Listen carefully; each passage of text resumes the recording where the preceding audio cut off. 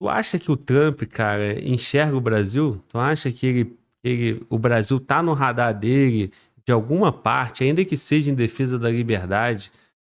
Eu adoraria que o Brasil tivesse destaque, né? Tem Em destaque, questões cara. O, Bra- geopolíticas, o, mas tu Bra- acha o que o. Brasil. Cara, o Brasil tá na mira do mundo desde que o Brasil existe. Na época de escola, tu deve ter aprendido, né? Tu falando que você é uma mula. Não acho que você é uma mula. Acho que você tá naquela de se fazer de humilde, sabe? O pessoal ficar ali paparicando. Você tá nessa. Aí já deu risadinha. Na época de escola, você aprendeu que o Brasil teve que pagar 2 milhões de libras para ficar independente. Pô, peraí. Libra não é a moeda de Portugal. Libra é a Sim. moeda do Reino Unido, Inglaterra. Não tinha Banco Central naquela época. Quem foi que emprestou dinheiro pro Brasil? Os Rothschild. Passados anos, você pega a história do Brasil, um personagem bem conhecido, o nosso Elon Musk, né, que era o Barão de Mauá. Aham. Poxa, o cara começou mão de obra. Quem foi que destruiu o Barão de Mauá? Que inclusive a esquerda concorda com isso. Até o Christian Lindner, que direto tá lá falando contra a Bolsonaro e tudo mais, ele participa do documentário do Mauá. Foi o Banco Rothschild, mais uma vez. Quando o Brasil renegocia a dívida, 1898, Banco Rothschild. Quando o Brasil compra o Acre, não só o empréstimo foi feito junto aos Rothschild, mas quem, né, fez a intermediação entre o governo brasileiro e o governo boliviano foram os Rothschild. Aí, quando teve a crise das commodities, na época do café, em 24, para segurar o preço, com os Rothschild. É pulando muito para vir para o tempo recente. Quando teve a malfadada privatização da Vale do Rio Doce, quem entra em campo para precificar são os Rothschild. Quando o Sarney é empossado e estava todo mundo ali preocupado, né, os rumos que o Brasil ia tomar, vários ministros vieram para Londres para se encontrar com os Rothschild. Então, assim, o Brasil está na mira de uma determinada agenda, uma agenda de basicamente sequestro das riquezas naturais, que o mundo é mundo. Roubaram a borracha, roubaram diversos produtos da biodiversidade. Às vezes o cara vem aqui, rouba uma muda de árvore. Eu tava vendo, eu não vou saber precificar e falar para você qual a substância, mas é algo que o pessoal usa para fazer, por exemplo, um colírio, que é determinada farmacêutica, ganha 4 bilhões por ano com a vida daquele colírio, que só tinha na Amazônia. Olha o que a gente perdeu. Então, assim, vai passando o tempo, aí o pau rosa, que usa para fazer o Chanel número 5, a própria questão do nióbio, as minas lá do norte do país, a demarcação de terras indígenas. Então, assim, é impossível o Brasil não estar na agenda dos Estados Unidos. Os Estados Unidos a presença deles no Brasil é eterna. Eu já peguei jornal, 1930, a galera reclama não, celebrando que em 1930 o Brasil não apenas tinha desenvolvido o produto, que era o etanol, mas já tinha feito as adaptações nos carburadores para usar etanol em veículos de carga. E aí o jornal falava: finalmente poderemos nos livrar das amarras de dar o dinheiro para a Standard Oil dos Rockefeller. 1930. Quando é que a gente conseguiu realmente usar o etanol? Só no regime militar, 40 anos depois. Tanto que em 57 teve a CP dos Rockefeller. O Brasil ele está na agenda do mundo. Assim, ele faz parte. Existe uma tutela que às vezes impede o Brasil de andar. É o tempo todo tentando tomar a Amazônia, é o controle pela dívida, é o controle de algumas nomeações, alguns embaixadores que estão sempre por aqui, a colar. Tanto que você vê que tem coisa no Brasil que não anda, bicho. Você fala, meu Deus, isso é pro bem do povo. Não anda. Olha agora, governo Lula, margem equatorial. A Guiana tá rica, explorando a margem equatorial. O Brasil não pode. Uhum. Não faz sentido, cara. Você fala assim, meu Deus. E é tão mais estranho porque qual é o grande escândalo recente do PT? É o Petrolão. A Petrobras, que é o, assim, o PT e a Petrobras é quase uma coisa só. Não está explorando a margem equatorial. Olha o potencial aos olhos dos petistas. E eles não exploram. E é uma questão de querer. Porque Lula colocou a Marina Silva e o Rodrigo Gostinho, eles não deixam. Não vai. Sabe? Assim, você fala, cara, o que vocês estão fazendo com o Brasil? Então, mas Isso devia o ser Brasil tá amarrado desde sempre e tá sendo desde sabotado desde sempre. sempre. Então, o Brasil Então colônia não, não não acaba tem nunca. como, cara. O Trump, ele tem a olhar, ele sabe da importância, que seja como parceiro econômico, que Então, seja para mas. fornecer algumas coisas, que seja, inclusive, lembre que os Estados Unidos é um grande polo agrícola. A depender do ramo que o Brasil seguir, pode tornar um adversário disso daí. Eu acho que o Trump não quer mais um adversário. É melhor vamos conversar, ficar na boa. Mas tudo Então, que tu tá me no radar. citou, cara, tudo que tu citou aí é mais no sentido de travar a nossa evolução do que ajudar em Sim, libertar o Brasil, né, cara? Então, assim, a notícia é boa ou é negativa? A notícia é que o Brasil vai estar no radar. Eu acho que o Trump sabe do potencial que o Brasil tem, e eu acho que ele enxerga o seguinte, que um governo de esquerda não vai ajudar, e eu acho assim que ele pode não querer que o Brasil avance, mas eu acho que ele vai querer ter um país que seja bom para os Estados Unidos. Será que o Lula é bom para os Estados Unidos? Eu acho que ter uma direita no Brasil é mais favorável para o Trump. Eu acho que o Trump está pensando nos Estados Unidos e pensando no lado dele, ainda que seja para explorar o Brasil, o Lula não faz sentido. E o compromisso do Lula que você citou não era com os Estados Unidos, era com o Biden, né? Era com os Com o Biden. democratas. Pois é. Não é com o Trump. O Trump está numa agenda oposta. Tem uma agenda ali que todo mundo vai seguir? Tem. Lá eles têm meio um projeto de nação. Mas não é a agenda do Trump.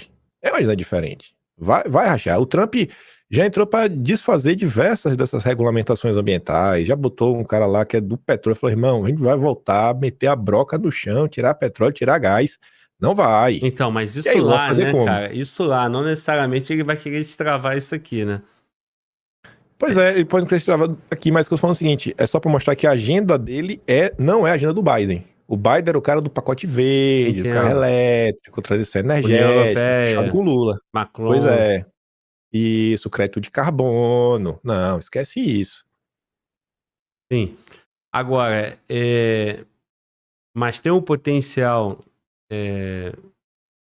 do movimento político aqui? Tu acha que isso, de alguma forma, tem como beneficiar o Bolsonaro? O Bolsonaro tem uma aproximação do Trump. E aí eu que não quero novamente voltar na questão do Bolsonaro. Sim, É mais na questão política, porque o Bolsonaro, em 2019, 20, né? Tinha um alinhamento, ele vendia esse alinhamento com o Trump, né? De uma forma até muito questionada, né? Pelo sistema brasileiro, pela imprensa, né? Que não era com os Estados Unidos, sim com a persona, né?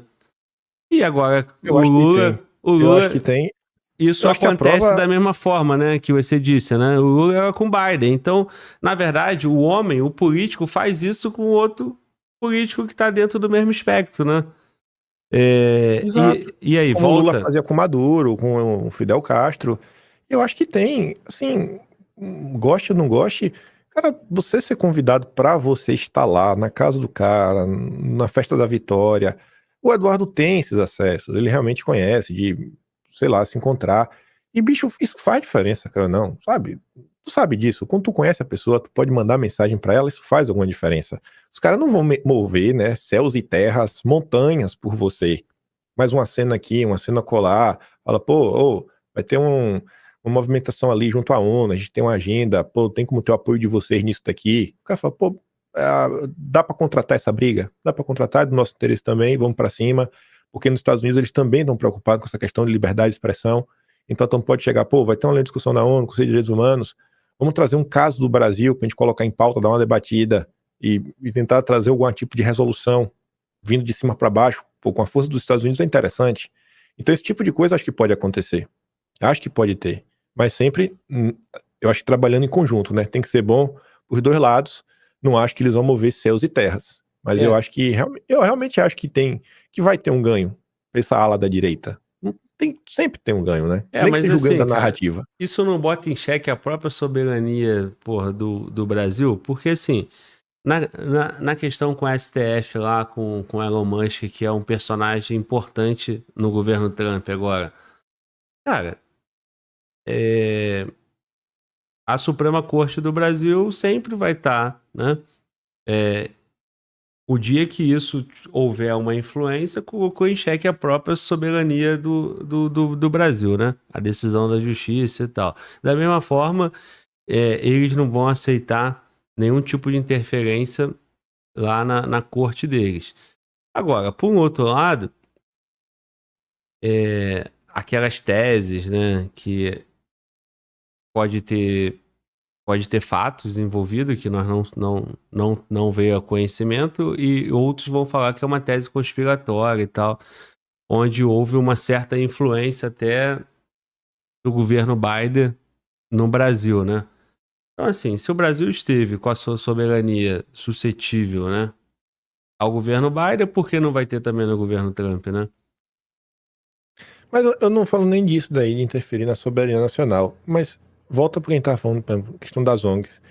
Tem muitas vezes que sai assim, a ONU condena tal coisa do Brasil.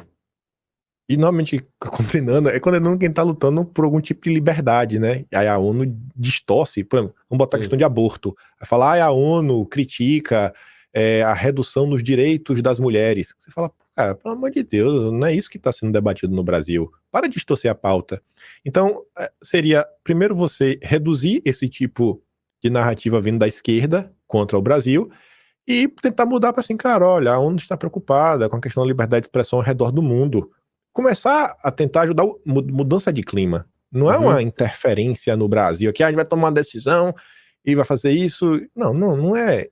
Eu, pelo menos, não espero, e nem defendo isso, porque senão, aí entra, como você está falando, entra uma contradição, né? Como é que você defende a soberania do país isso. e você quer que o pessoal que é uma atue em campo? interferência de lá. Não dá, né, gente? Porque essa interferência a favor do Bolsonaro ou da direita vai acontecer também no dia que for a esquerda, depender do movimento político lá. Aí a nação que nós queremos não combina com isso, né? Pois é, aí fica com que cara? Aconteceu lá atrás, aí você reclamou. Aí, será que aconteceu com outro? Pode acontecer então pro meu lado também. Cara, não é assim a vida. Pelo menos eu não acredito nisso. Pra mim, ó, faça o que tem que ser feito. Porque, irmão, no final do dia, assim, você vai morrer. Sabe? Talvez nada aqui dê certo. Então, pelo menos você fez o certo. Quando é que você morrer, você fala, oh, Deus, errei, pequei, mas eu tentei. Realmente tentei, de bom coração. Me deixa eu entrar aí, por favor. Eu tô nessa aí. Agora, o Kim, em relação ao movimento geopolítico, cara, isso aí pode mudar muito pra gente, né? Nós estamos num mundo aí de conflitos, né? E o movimento do Brasil mais alinhado ao BRICS, né? Se o Trump colocar em prática sanções econômicas, por exemplo, né? A depender do movimento do BRICS, ali, de uma moeda dentro do BRICS, ou então se esse grupo econômico vira uma aliança militar, e aí a gente começa a correr risco, né? Se a nossa soberania for 100%, o nosso governo pode tomar decisões, né? Exercendo a soberania do Brasil, decisões que vão ter impactos, né, cara? Impacto cruel para a nação. Como é que tu vê isso aí, cara? Eu não sei até que ponto isso daí pode causar realmente uma guerra comercial a ponto de afetar o Brasil. Talvez os caras vão meter uma sanção na China, na Rússia. Aí o Brasil precisa de fertilizante da Rússia. Aí realmente pode impactar a política econômica do Brasil. Por isso que a gente devia estar aqui falando de poder legislativo. Qual é o plano do Brasil? Para a gente não ficar dependente. Porque para você ter soberania, você tem que ter independência. E essa independência parte de você dominar alguns setores. Como é que o Brasil vive do agronegócio e não é autossuficiente em fertilizantes? Sim. Porque não produz determinados minérios, sendo que nós só não exploramos. A gente importa o potássio, sendo que não falta potássio lá no norte do país, mas está debaixo de terra indígena. Aí começa. Então, assim, a gente tem que começar, galera, a discutir, né? Porque senão vai ficar o tempo todo sendo empurrado de um lado e para o outro, pela China, Rússia ou Estados Unidos. Esse é o destino que aguarda o Brasil? São uma colônia o tempo inteiro? Isso. Não acaba nunca. Tá entendendo? Pois é.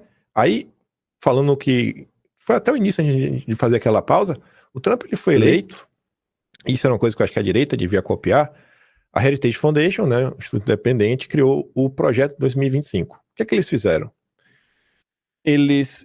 Lá está um pouco mais fácil porque os ministérios, né, os secretários meio que são os mesmos. Mas, independente. Eles pegaram lá, quem é que conhece desse assunto? X. Então, vamos discutir secretário de Estado, Tesouro, Defesa, pá. E, além disso, discutir outros pontos, como a própria questão econômica. Aí, o que eles discutem da agenda econômica? Não é só a visão. Qual é a visão que a gente vai ter? A redução do Estado, aumento de Estado, sabe? É uma luta contra os monopólios, ou talvez o monopólio não seja o problema, a gente tem que focar nesse momento, né, das empresas que estão com os Estados Unidos. Assim, poxa, o Google está muito grande, o Facebook está muito grande, mas só assim para bater de frente com o TikTok da vida. Então, não vamos focar muito aqui na questão do antitrust e vamos focar assim, vamos ver aqui nossa parceria estratégica em torno de um problema em comum. Então a galera discutindo e colocando assim, é isso que a gente precisa. Porque essa agenda do Trump vai seguir do início até o fim? Não vai. Nem se ele quisesse, ele ia conseguir. Só que quando você tem uma agenda, já é difícil você cumprir. Se você não tem, aí que você não cumpre mesmo. Então a gente tá aqui no Brasil, a gente não sabe pra onde a gente vai, tá perdido, cara. Todo dia atual ministério, golpe, meta fiscal. Só. E 2026. A presidência. Não se fala mais nada. Não tem discussão. Quando foi a última vez que tu viu realmente assim alguém, tu que já entrevistou uma galera, que tu começou disso daí, segurança pública? Quando que tu viu, cara? Quando tu vê a imprensa dar cobertura do jeito que tu dava de chamar as pessoas pra tentar entender? Isso. Ninguém tá nem aí. Sabe? Educação, saúde, que é o que o povo tá precisando. E Quando foi a última vez que tu viu alguém? parênteses aí, cara, na tua fala, nesse debate aí que só fala de golpe, déficit, você não tá batendo no governo de forma alguma, não tem oposição, cara. A direita se defendendo da acusação de golpe e você vê o governo Lula muito à vontade, cara. Lógico que tem sim uma oposição, mas não tem uma oposição firme, né? Tanto é que nós estamos no nosso papo aqui, eu quero conversar contigo sobre a esquerda, mas nós não conseguimos chegar ainda no tema da esquerda, porque a gente fica envolvido nas questões da direita. Sim. E a esquerda, para isso, a esquerda tá ótimo, né? Tá e não tá, porque pra eles também tá ruim. Quem tá fazendo oposição à meta fiscal do Lula não acabou. Você é a esquerda. Curioso, é o Jones Manuel, é o Decache da vida, sabe? É o PCO, é o Breno Altman. É os caras que tem os caras falando, galera, não dá pra defender isso daqui. É Humberto Martins, a turma do ICL já tá começando a criticar o Lula, a criticar o plano do Haddad. E é isso, né? Aí é engraçado, porque quando você às vezes reclama uma coisa da direita, tu deve sofrer isso, o povo diz, Glauber, você está dividindo a direita, Glauber. Isso. É momento de união, briga no privado. Aí tu vai ver a esquerda, eles estão falando a mesma coisa. Vocês já viram? Eu li um texto pro pessoal lá no canal do Brasil 247. Eles falam, vocês já viram alguém tecer uma crítica mínima a Bolsonaro? Eu falei, oh meu Deus, esses caras estão em Nárnia. Vou apresentar o Glauber aqui, pra bater um papo com o cara. Então fica as duas bolhas. Não. Fica as duas bolhas assim, fechadas, e elas não estão percebendo que é esse não é o centrão, na verdade, é o establishment, né? O establishment brasileiro passando toda a agenda deles. É a agenda do establishment, ali da elite. A elite tá de boa. Como sempre vamos foi, cortar, né? Vamos cortar cada vez mais do povo, cortar o problema dos miseráveis, para não cortar do nosso. Tá resolvido. Sim. Cara, a minha perspectiva para o Brasil é só uma, que Trump corte o financiamento das agências de Estado junto às coisas da esquerda no Brasil, que basicamente é a atuação da USAID, do NED e de outra coisa aí, a atuação da embaixada. Eu não fomento no canal em nenhum momento, nem acho que vai ter uma grande movimentação do Trump, de fazendo pressão, até porque eu acho que o que acontece no Brasil é até difícil de explicar. Sabe quando você pega, pensa assim, não, que às vezes lá, um país do Oriente Médio que os Estados Unidos resolve invadir lá, ou chegar lá, ou resolver, chame do que quiser. É um negócio que é mais fácil de você olhar e bater. Eles fizeram isso por causa disso. E no Brasil tu vai falar o quê? Em tese, né, tem liberdade econômica, em tese tem eleições, em tese, e aí? Por que teria algum tipo de intervenção? Nem na Venezuela, né? Nem na Venezuela que tá sofrendo, né, embargos e um monte de situação e que tem mais motivo, eles vão interferir, vai interferir aqui. Pois é. E assim, e se fosse interferir, seria o tipo Venezuela. Embargo? Pô, não desejo embargo, velho. Não tem como. É ser muito anti-Brasil, sabe? Quem vai sangrar? Mas que o Brasil se lasque. Não, velho. Você acha que a corte, que a camada política vai sangrar? Não vai. Quem vai sangrar vai ser o povo. Pois é. Então, esse tipo de ação não tem. Agora, eu acho que pode ter uma mudança, assim, de clima, de percepção, um desgaste maior do Lula, a própria agenda econômica. Como a gente tava falando lá atrás, né? O Lula, ele foi eleito, ele realmente vem tentando, assim, ele vem seguindo muito mais, sei lá, se a gente for assim, um alinhamento global, e a gente pensar em 2 blocos ligados à esquerda, tipo, o bloco globalista e o que o pessoal fala do Foro de São Paulo, que aí seria em tese mais alinhado à Rússia, à China. Quando você olha assim, em termos concretos, não a narrativa, mas medidas práticas, cara, o Lula está muito mais alinhado ao chamado bloco globalista, ONU, Partido Democrata, o Macron, do que os russos e os chineses e o povo aqui na América do Sul.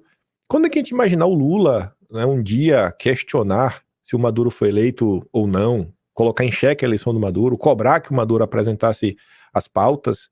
Por outro lado, mesmo o Lula, a primeira viagem que ele faz é para Washington, se encontrar com Biden, para falar de pacote de transição energética. O governo brasileiro começou a emitir títulos da dívida lastreados em critérios ESG na Bolsa de Nova York. Lula foi para a ONU para lançar o 18º ODS, né, Objetivo de Desenvolvimento Sustentável. Aí você vê o que o Lula está fazendo na Amazônia, a nova diretriz do BNDES, esse foco em projetos sustentáveis, as nomeações do governo, as críticas vindo da própria esquerda.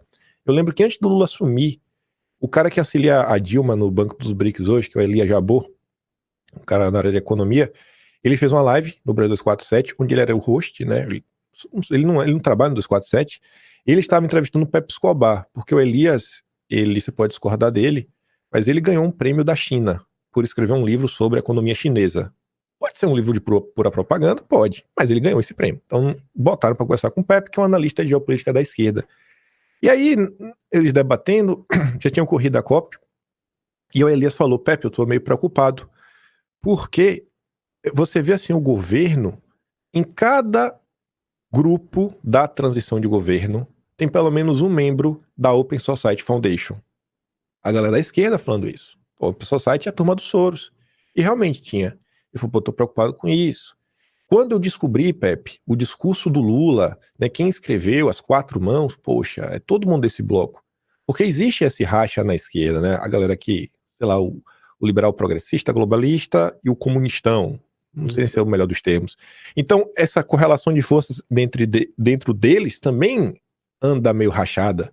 Eu vi vocês conversando, quando eu tava passei, falando do Jones Manuel, etc. O Pedro Jones Manuel, é nosso lado, tá infiltrado na esquerda, mas é nosso. Tem gente chamando ele no Twitter de Jones Paim. É? Só porque eu elogio o Jones, rapaz. Bobagem. Deixa lá o Jones, nosso companheiro. Mas, assim, eles estão brigando. Então, quando você olha, assim, essa política econômica, a gente pode ter uma mudança, porque o Lula estava muito alinhado a essa política econômica do Partido Democrata, do Biden. E agora? Não tem mais esse laço. Para que lado o Lula vai caminhar? Então você pode ter ainda mais desgaste dentro do país. A relação do Lula... Bom, acho que o Lula vai ser burro de querer melindrar a relação dele com o judiciário. Mas acho também nem com os bancos. Mas existe uma tendência, vai existir uma certa pressão. Se os americanos começarem a passar algumas coisas, aí eles podem passar coisa lá. E não vai ser coisas focadas no Brasil, mas que podem atingir Brasil. Ah, se alguém fez algo contra a liberdade de expressão, não vai ter visto para os Estados Unidos. Eles vão fazer isso em termos genéricos, né? Não vai ser só focado no Brasil, uma ação concreta. Bem relevante, né, por sinal. Tem coisas que eu acho que até são do Brasil e pode ganhar destaque, como é o caso do Felipe Martins. E por quê? Porque o caso do Felipe Martins envolve controle de fronteira. Isso. Porque, pare e pense, porque alguém nos Estados Unidos fez a inserção daquele dado. Então, se alguém fez a inserção de um dado errado do Felipe Martins, quem garante que não fez de um terrorista? Isso. Então, esse caso pode ser interessante para eles, pela política que o Trump tem, essa questão migratória. Então, algumas coisas podem corrigir o processo deles, do fluxo Exato. deles de migratório. E aí o Brasil ganhar de tabela.